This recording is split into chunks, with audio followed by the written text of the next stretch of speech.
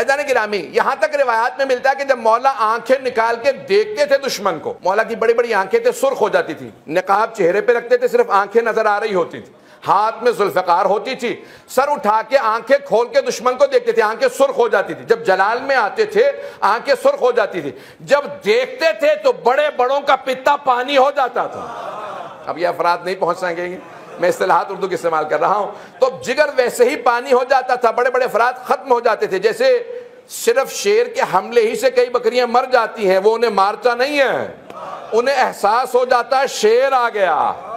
गिरामी, जनाब अमीर अलैहिस्सलाम ओहद का मैदान है, बड़े आराम से इत्मीनान से अपनी तलवार पे टेक लगा के खड़े हैं। कहाँ पे? ओहद के पहाड़ पे, कि जहां हबीब खुदा को एक जगह पे रोक दिया था और आप आए और आने के बाद खड़े हैं। एक आदमी पुश से आ रहा, एक मर्तबा आते आते आराम आराम से बड़े दबे पांव से आ रहा था। दबे पांव समझते हैं ना, कोई आवाज नहीं बना रहा था, आराम आराम से पांव रख रहा। अचानक घबराहट के अंदर उसके हाथ से तलवार छूट गई, कि सामने अली इब्न अबी तालिब लड़ता देख चुका था। जैसी तलवार छूटी तो तलवार गिर गई, पहाड़ था। मौला ने मुस्कुरा के पलट के देखा, जो जंग के मैदान में इतना मुतमईन उसे अली कहते हैं।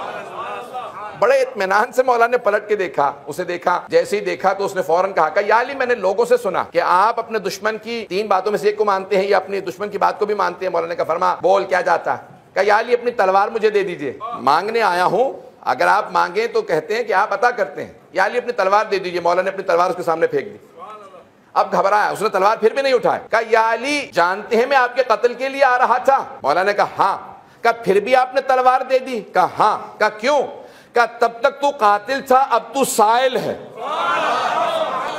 नहीं, बात पहुंच रही नहीं पहुंच। का तब तक तू कातिल था, अब तू साइल है, अब तू मांगने वाला। मांगने वाले को अली रद्द नहीं करता।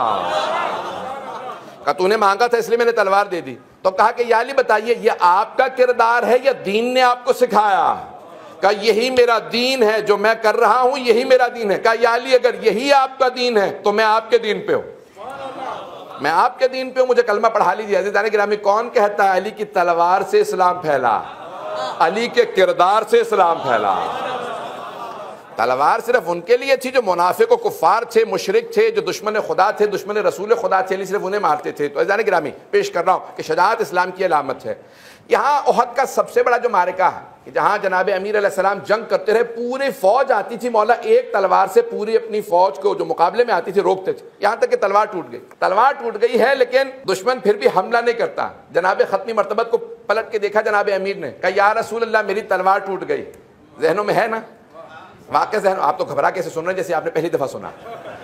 जनाब अमीर अलैहिस्सलाम की तलवार टूट गई। पैगंबर इस्लाम से कहा, जो पहाड़ ओहद के पहाड़ पे खड़े थे, कहा, या रसूल अल्लाह, मेरी तलवार टूट गई है। पैगंबर इस्लाम ने एक खजूर के दरख्त की टहनी को, ब्रांच को तोड़ा, जनाब अमीर की तरफ को फेंका।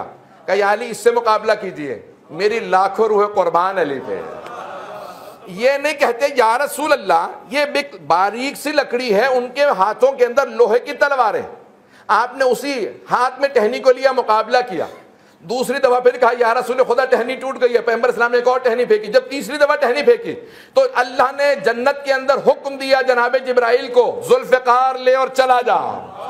जनाब जिब्राइल ने हाथ में जुल्फ़िकार ली और वहां से चले। अल्लामा इकबाल ने फारसी के अंदर उन जुमलों को जो जनाब जिब्राइल कह रहे थे यूं कहा, शाह मर्दा, शेर यज़दा, कुव्वते परवरदिगार, ला फता इल्ला अली, ला सैफ इल्ला जुल्फ़िकार। जनाब जिब्राइल चले, ला फता इल्ला अली, ला सैफ इल्ला जुल्फ़िकार। कोई जवान नहीं जैसा अली, कोई तलवार नहीं जैसी जुल्फ़िकार। आने के बाद जुल्फ़िकार दी। अब समझ में आया जुल्फ़िकार कैसे नाजिल होती है।